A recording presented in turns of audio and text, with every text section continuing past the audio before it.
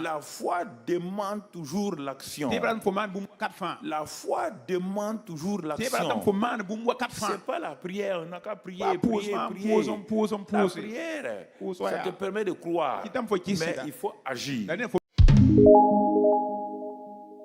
La foi, mon frère, ma soeur, demande toujours une action. Ce n'est pas croire seulement. La foi demande une action. Puisque nous avons vu le mercredi avec l'image de la pièce de 100 francs, avec l'image de la pierre de 100 francs, nous avons vu que la foi est égale à croire plus agir. Bon, du fait que tu es croyant, le fait que tu sois croyant, c'est bien. Mais pourquoi ça ne marche pas? Parce qu'il te manque l'élément agir, action. C'est pourquoi la foi demande toujours une action. Il y a déjà, tu crois. Tu es un croyant. Mais mon frère, ça ne suffit pas. Il faut agir. Et nous avons vu l'exemple de l'homme qui avait soif et qui est venu dans l'assemblée, qui est tombé parce qu'il était faible, il était déshydraté. Alors, tout de suite, les médecins ont regardé, ils ont dit, dans 30 minutes, si on ne donne pas de l'eau à boire à ce monsieur-là, il va mourir. Donc, les médecins, les faits scientifiques sont là. Dans 30 minutes, il meurt. Et tout de suite, on a dit à quelqu'un d'apporter de l'eau. De l'eau dans un verre. Mais avant que le monsieur là ne boive, il a été demandé à l'assemblée. Nous sommes dans une leçon sur la foi aujourd'hui. Une leçon sur la foi. Et nous avons un bon exemple de pratique, un laboratoire qu'on va voir. Alors, en demandant à l'assemblée, quels sont ceux qui croient que si l'homme là boit l'eau là, il va vivre? Et une bonne partie de l'assemblée a levé la main. Nous croyons que si l'homme là boit l'eau là, il va vivre. S'il boit l'eau là, il va vivre. Voilà. Un deuxième groupe. Quels sont ceux qui ne croient pas? Du moins qui croient que si l'homme là boit l'eau, il ne va pas vivre. Quelques-uns ont levé la main. Parce que partout où il y a des gens, il y a tout le temps des gens qui sont douteux, qui sont négatifs. Ils sont là, on leur enseigne, mais ils sont tout le temps dans le doute. Ils n'ont aucune ferme assurance. Et ils n'ont même pas la ferme assurance. À plus forte raison d'avoir la démonstration. Troisième groupe, dans toute assemblée, dans tout rassemblement, quand on pose une question, il y a des gens qui baissent la tête et qui disent je ne sais pas. Tout le temps, et ils ne savent rien. Ils ne savent rien. Je ne sais pas. Même s'ils ne sont pas nombreux, ils sont là quand même. Ils ne sont jamais sûrs de quelque chose parce qu'ils veulent voir avant de croire. C'est le groupe des Thomas qui veulent toucher avant de dire que maintenant je crois. Bon, après ces trois groupes-là, on revient rapidement à notre monsieur qui est là, qui est déshydraté. Il reste maintenant 20 minutes. Le docteur dit, monsieur, il vous reste 20 minutes de vie.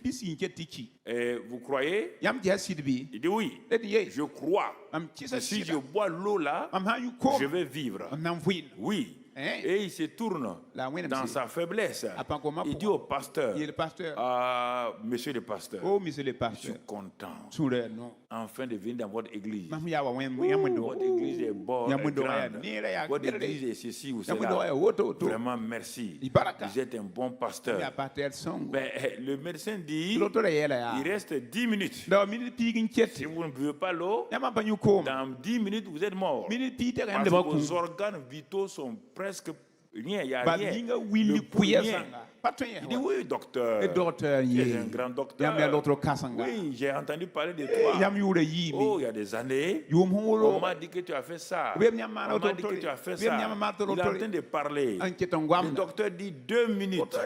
Il dit, docteur, je sais. Je sais que si je bois, je vais vivre. Je ne suis pas incrédule. Tu sais, je suis un croyant. Je ne suis pas incrédule. Il n'y a aucun problème. Et brusquement, voilà Redmore. Pour la question revient maintenant à l'Assemblée. Vous croyez et quels sont ceux qui croient que si l'homme l'avait bu l'eau, il allait vivre? Le même groupe a levé la main. Deuxième groupe là, ils sont restés aussi. Il n'a pas bu l'eau. Mais vous voyez, il est mort, non? Même s'il buvait l'eau, il allait mourir. Troisième groupe, ils sont toujours dans leur je ne sais pas. Je ne sais pas. Alors la leçon est tirée. Pour la question. Si, dans quel groupe vous êtes dans ce matin? La leçon s'adresse à chacun d'entre vous et ceux qui sont dans le monde entier qui regardent à travers la télévision et les réseaux sociaux. La question se pose à chacun d'entre vous. Quel genre de croyant êtes-vous? Quel genre de croyant êtes-vous? Je vous pose la question. L'homme là était un croyant, oui ou non? Il croyait que s'il buvait l'eau là, il allait vivre. Mais est-ce qu'il a agi?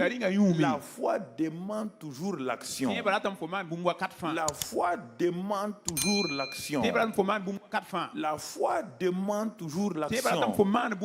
C'est pas la prière, on n'a qu'à prier, prier. La prière, ça te permet de croire, mais il faut agir. Donc vous avez vu, c'est pour rappeler, comme une bonne partie de l'Assemblée fait l'église missionnaire les mercredis soirs, je leur fais grâce pour le rappeler cela. Je leur fais grâce pour le rappeler cela. Alors, puisque voilà la base.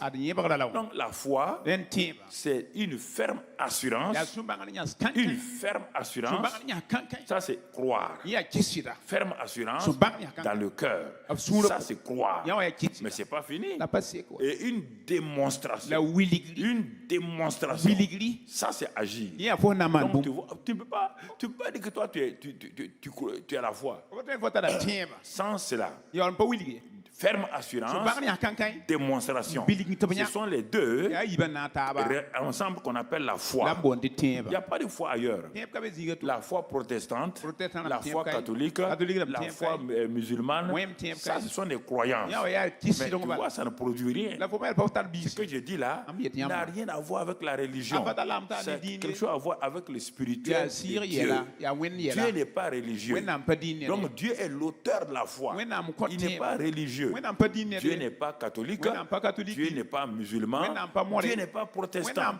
Dieu est Dieu. Il est Dieu. Il n'a pas de religion. Et il n'a pas créé de religion. Donc frères et sœurs, si tu veux agir, si tu veux vivre dans la victoire, si tu veux marcher en dominant, en exerçant ton autorité, crois les lois spirituelles. Crois les lois spirituelles. Et ça va t'aider à aller de l'avant.